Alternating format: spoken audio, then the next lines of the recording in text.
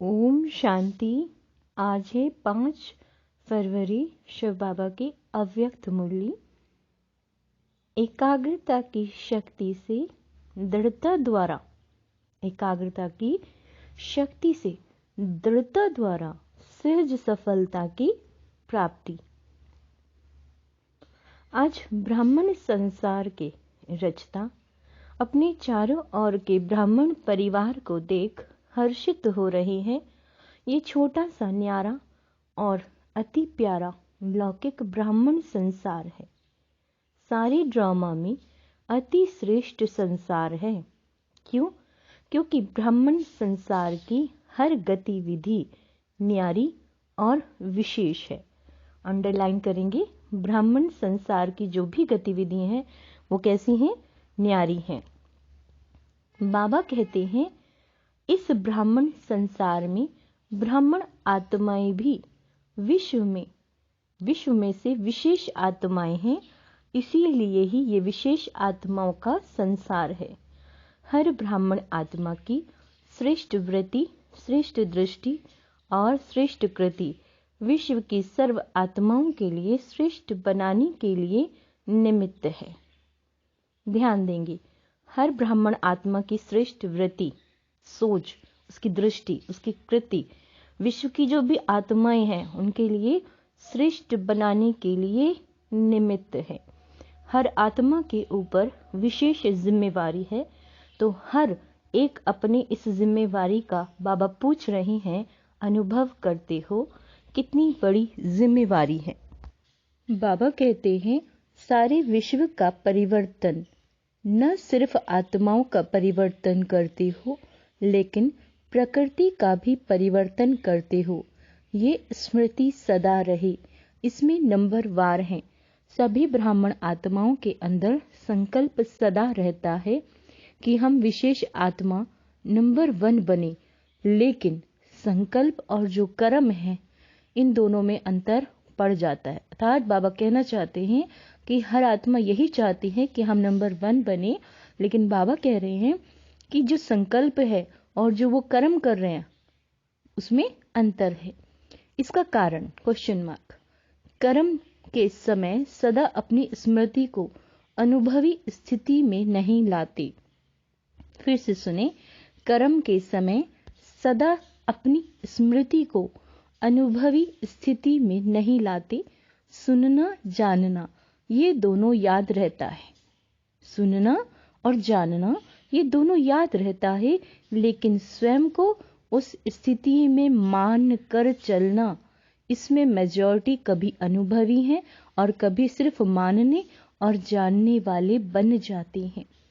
इस अनुभव को बढ़ाने के लिए अब बाबा कहते हैं, मीठे बच्चे 2 बातों पर विशेष महत्व को जानो। 2 बातों के महत्व को जानो, एक स्वयं के महत्व को और दूसरा समय के महत्व को।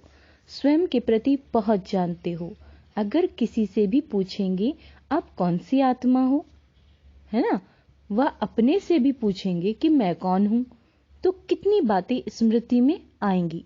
1 मिनट के अंदर अपने कितनी ही स्वमान याद आ जाएंगी।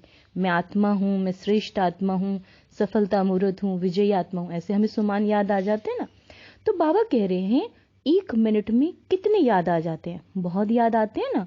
कितनी लंबी लिस्ट है स्वयं के महत्व की।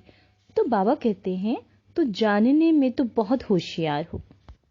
बाबा कहते हैं फिर अनुभव करने में अंतर क्यों पड़ जाता है? क्योंकि समय पर उस स्थिति की सीट पर सेट नहीं होते हो। अगर सीट पर सेट हैं, फिर से ध्यान दें, अगर सीट पर सेट हैं तो कोई भी, चाहे कमजोर संस्कार, चाहे कोई और आत्मा, चाहे प्रकृति, चाहे किसी भी प्रकार की रॉयल माया अपसेट नहीं कर सकती। जैसे शरीर के रूप में भी बहुत आत्माओं को एक सीट पर वह स्थान पर एकाग्र होकर बैठने का अभ्यास नहीं होता है ना। बाबा ने क्या कहा है? जैसे शरीर के रूप में भी बहुत आत्माओं को एक सीट पर वह एक ही स्थान पर एकाग्र होकर बैठने का अभ्यास नहीं होता, तो वह क्या करेगा? हिलता रहेगा ना। ऐसे मन और बुद्धि को भी किसी भी अनुभव की सीट पर सेट होना नहीं आता, तो अभी अभी सेट होगा और अभी अभी अपसेट होगा। शरीर को बिठाने के लिए स्थूल स्थान होता है, मंद बुद्धि को बैठाने के लिए श्रेष्ठ स्थितियों का स्थान है। अंडरलाइन, मन और बुद्धि को बिठाने के लिए श्रेष्ठ स्थितियों का स्थान है। तो बाप दादा बच्चों का ये खेल देखते रहते हैं। अभी अभी अच्छी स्थिति के अनुभव में स्थित हो जाते हैं, यानी बहुत हल्के रहते हैं, पॉजिटिव एनर्जी में रहते हैं। और जैसे कोई पेपर आ गया तो बाबा कहते हैं अभी अभी अच्छी स्थिति में अनुभव स्थित फील करते हैं खुद को, और अभी अभी अपनी स्थिति से हलचल में आ जाते हैं। जैसे बच्चे चंचल होते हैं तो एक स्थान पर ज्यादा समय टिक नहीं सकते जब वो चंचल हैं। तो बाबा कहते हैं तो कई बच्चे यह बचपन के खेल बहुत करते हैं। अभी अभी देखेंगे बहुत एकाग्र, अभी अभी एकाग्रता के बजाय भिन्न भिन्न स्थितियों में भटकते रहेंगे। तो इस समय विशेष अटेंशन चाहिए, मन बुद्धि सदा एकाग्र रहे। जब भी आप योग करें तो अपना मन और बुद्धि एकाग्र चित्त होकर योग करें, इधर उधर ध्यान ना भटके। बाबा ये कहना चाहते हैं एकाग्रता की शक्ति सहज निर्विघ्न बना देती है, मेहनत करने की आवश्यकता नहीं है।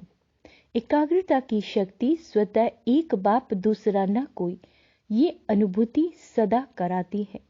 एकाग्रता की शक्ति सहज एकरस स्थिति बनाती है। एकाग्रता की शक्ति सदा सभी के प्रति एक ही कल्याण की वृत्ति सहज बनाती है। सभी के प्रति आपकी सोच कैसी हो जाएगी? वृत्ति एक जैसी। एकाग्रता की शक्ति सभी के प्रति भाई भाई की दृष्टि स्वतः बना देती है। एकाग्रता की शक्ति हर आत्मा के संबंध में स्नेह, सम्मान, सम्मान के कर्म सहज अनुभव कराती है। तो अभी क्या करना है? क्या अटेंशन देना है? एकाग्रता। स्थित होते हो, अनुभव भी करते हो, लेकिन एकाग्र अनुभवी नहीं होते। कभी श्रेष्ठ अनुभव में, कभी मध्यम, कभी साधारण, तीनों में चक्कर लगाते रहते हो। इतना समर्थ बनो जो मन बुद्धि सदा आपके ऑर्डर अनुसार चले। स्वप्न में भी सेकंड मात्र भी हलचल में नहीं आए। मन मालिक को परवश नहीं बनाए। बहुत गहरी लाइन बाबा ने कही है। मन जो है मालिक यानी आप आत्मा को अपने वश में नहीं बनाए। अच्छा, बाबा कह रहे हैं परवश आत्मा की निशानी है। उस आत्मा को उतना समय सुख, चैन, आनंद की अनुभूति चाहते हुए भी नहीं होगी जो आत्मा परवश होगी। ब्राह्मण आत्मा कभी किसी के परवश नहीं हो सकती, अपनी कमजोर स्वभाव संस्कार के वश भी नहीं। बहुत गहरी लाइन है। ब्राह्मण आत्मा कभी किसी के परवश नहीं हो सकती, अपने स्वभाव संस्कार के कमजोर के वश भी नहीं। वास्तव में स्वभाव शब्द का अर्थ है स्वह का भाव। स्वभाव का अर्थ है स्वह का भाव। स्वह का भाव तो अच्छा होता है, खराब नहीं होता। स्वह कहने से क्या याद आता है? आत्मिक स्वरूप याद आता है ना। तो स्वभाव अर्थात स्वह प्रति व सर्व प्रति आत्मिक भाव रो। खुद को भी याद रहे मैं भी प्रकाश हूँ, एक प्योर प्रकाश, और सामने वाली भी जो भी आत्मा है वो भी एक प्रकाश है, वो भी शुद्ध। जब भी कमजोरी वश सोचते हो कि मेरा स्वभाव व मेरा संस्कार ही ऐसा है, क्या करूं, है ही ऐसा, यह कैसी भी आत्मा बोलती है। यह कौन सी आत्मा बोलती है? यह शब्द कि क्या करूं, है ही ऐसा, है ना। यह शब्द व संकल्प पर वश आत्मा के हैं। तो जब भी यह संकल्प आए कि स्वभाव ऐसा है तो श्रेष्ठ अर्थ में स्थित हो जाओ। संस्कार सामने आए कि मेरा संस्कार, तो सोचो क्या मुझे विशेष आत्मा के ये संस्कार हैं जिसको मेरा संस्कार कह रही हो। मीरा कहते हो तो कमजोर संस्कार भी मीरापन के कारण छोड़ते नहीं है, क्योंकि ये नियम है, जहां मेरापन है वहां अपनापन होता है, और जहां अपनापन होता है वहां अधिकार होता है।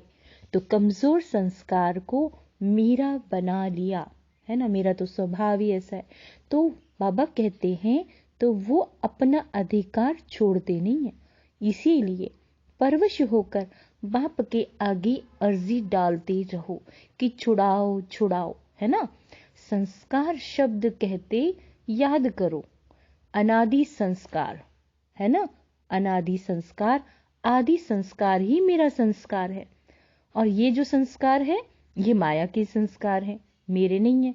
तो एकाग्रता की शक्ति से परवश स्थिति को परिवर्तन कर, किससे? एकाग्रता की शक्ति से परिवर्तन कर मालिकपन की स्थिति की सीट पर सेट हो जाओ। बाबा कहते हैं योग में भी बैठते हैं, बैठते तो सभी रुचि से हैं, लेकिन जितना समय जिस स्थिति में स्थित होना चाहते हैं उतना समय एकाग्र स्थित रहे, उसकी आवश्यकता है। जिस भी स्वरूप में आप स्थित होना चाहते हैं, आत्मिक स्वरूप में, पूज्य स्वरूप में, देवता स्वरूप में, तो बाबा ये कहना चाहते हैं कि जब आप उस पर कॉन्सेंट्रेट करते हैं, है ना, जिस स्वरूप का भी आप ध्यान कर रहे हैं, तो उसमें खो जाइए, उसको तल्लीनता के साथ महसूस कीजिए, एकाग्रता के साथ। तो बाबा कहते हैं उसकी आवश्यकता है। तो क्या करना है, किस बात को अंडरलाइन करेंगे?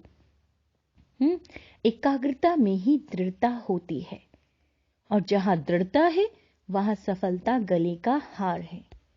अच्छा, चारों ओर के अलौकिक ब्राह्मण संसार की विशेष आत्माओं को सदा श्रेष्ठ स्थिति के अनुभव की सीट पर सेट रहने वाली आत्माओं को, सदा स्वयं के महत्व को अनुभव करने वाले, सदा एकाग्रता की शक्ति से मन बुद्धि को एकाग्र करने वाले, सदा एकाग्रता की शक्ति से दृढ़ता द्वारा सहज सफलता प्राप्त करने वाले सर्वश्रेष्ठ, सर्वविशेष, सर्व स्नेही आत्माओं को बाप दादा का याद प्यार और नमस्ते। हम रूहानी बच्चों की रूहानी बाप दादा को याद प्यार, गुड मॉर्निंग, नमस्ते मीठे बाबा, शुक्रिया बाबा, शुक्रिया। अव्यक्त बाप दादा की पर्सनल मुलाकात। उड़ती कला में जाने के लिए डबल लाइट बनो, कोई भी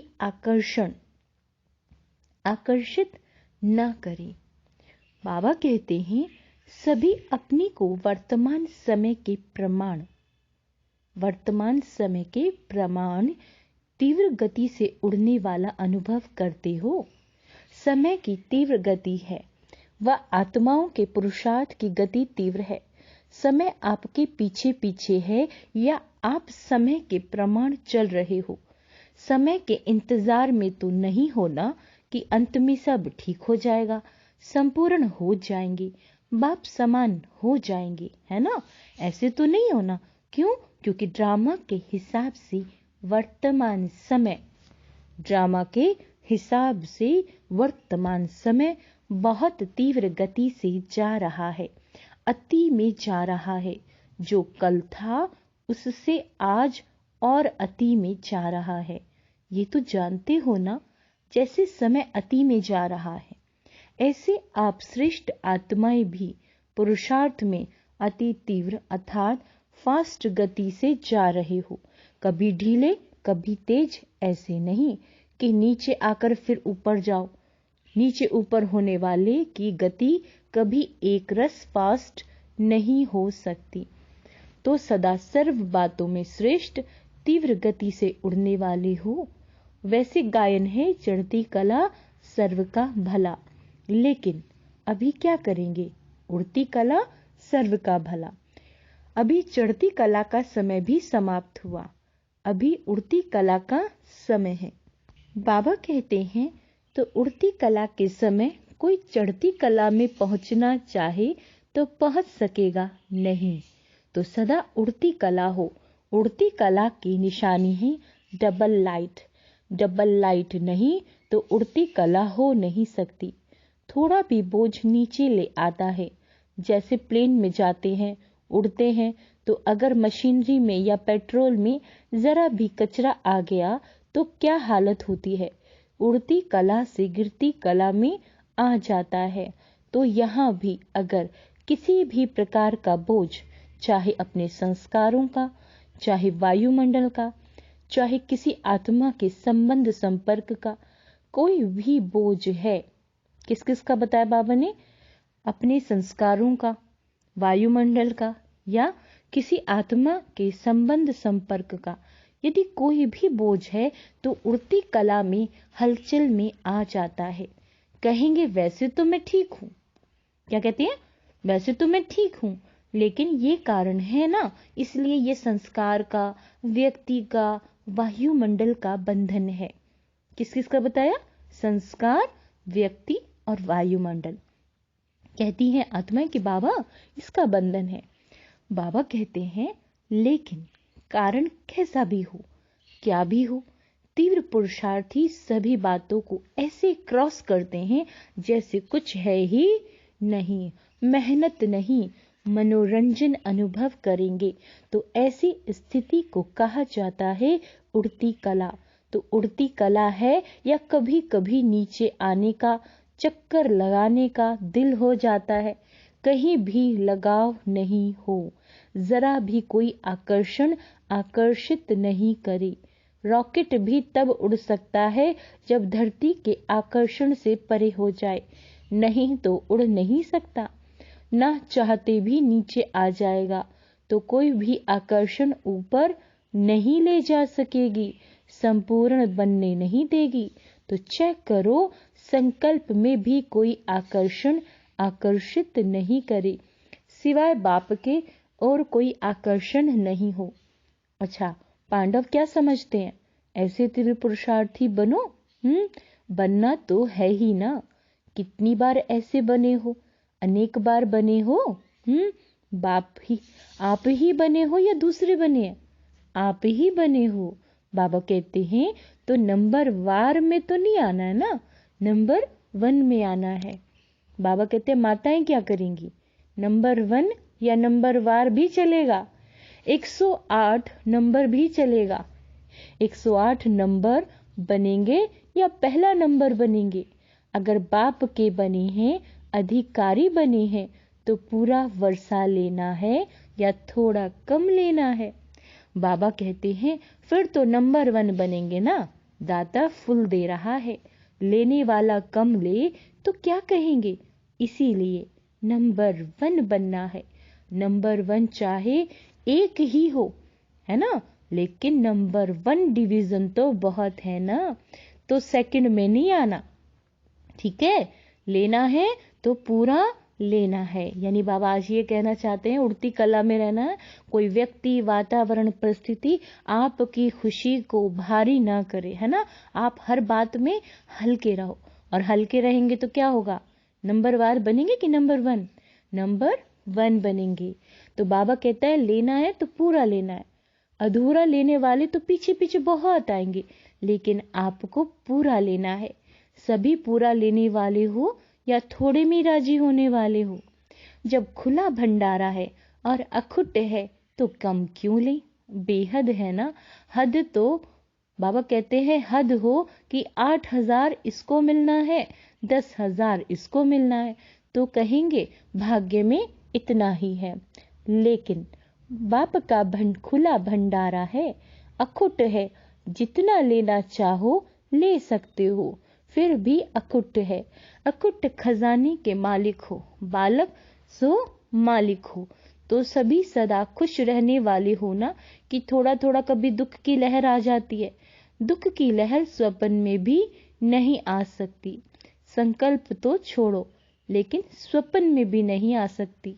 इसको कहा जाता है नंबर 1, है ना, दुख की लहर छू भी ना सके तो क्या कमाल करके दिखाएंगे, सभी नंबर 1 आकर के दिखाएंगे ना, पक्का, ठीक है। वैसे भी दिल्ली को दिल कहते हैं, तो जैसा दिल होगा वैसा शरीर चलेगा। आधार तो दिल होता है ना, दिल है दिलाराम की दिल, तो दिल की गद्दी यथार्थ चाहिए ना, ऊपर नीचे नहीं चाहिए। तो नशा है ना कि हम दिलाराम का दिल है। कितनी बड़ी बात बाबा ने बोली है। तो सभी को ये नशा रहे कि हम दिलाराम का दिल है। तो अभी अपने श्रेष्ठ संकल्पों से स्वयं को और विश्व को परिवर्तन करो। संकल्प किया और कर्म हुआ। ऐसे नहीं सोचा तो बहुत था, सोचते तो बहुत हैं, लेकिन होता बहुत कम है। वे तीव्र पुरुषार्थी नहीं है। तीव्र पुरुषार्थी अर्थात संकल्प और कर्म समान हो। तीव्र पुरुषार्थी का देखो अर्थ बाबा ने क्या कहा है। जो आपने श्रेष्ठ संकल्प किया है वैसा ही आपका कर्म भी श्रेष्ठ हो, तभी कहेंगे बाप समान।